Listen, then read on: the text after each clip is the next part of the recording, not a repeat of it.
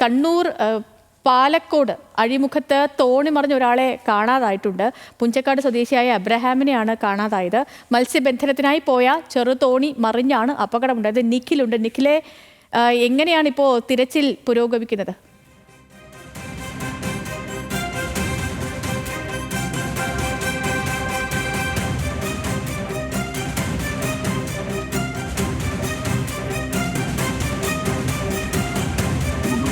ോടുകൂടി മണൽത്തിട്ടയിലിടിച്ച തോണി മറിഞ്ഞു എന്നാണ് മനസ്സിലാക്കുന്നത്. നിരവധി അപകടങ്ങൾ കഴിഞ്ഞ ദിവസങ്ങളിലെല്ലാം തന്നെ ഉണ്ടായ പ്രദേശത്താണ് ഈ അപകടവും ഉണ്ടായിരിക്കുന്നത്. 2 പേരാണ് തോണിയിൽ ഉണ്ടായിരുന്നത്. പുഞ്ചക്കാട് സ്വദേശി വർഗീസ് കൂടി അബ്രഹാമിനൊപ്പം ഉണ്ടായിരുന്നു. വർഗീസ് നീന്തി രക്ഷപ്പെടുകയായിരുന്നു. ഏതായാലും അബ്രഹാമിനായി ഇപ്പോൾ മത്സ്യത്തൊഴിലാളികളും കോസ്റ്റ് ഗാർഡും എല്ലാം തന്നെ ഇപ്പോൾ പരിശോധന നടത്തി വരുന്നു.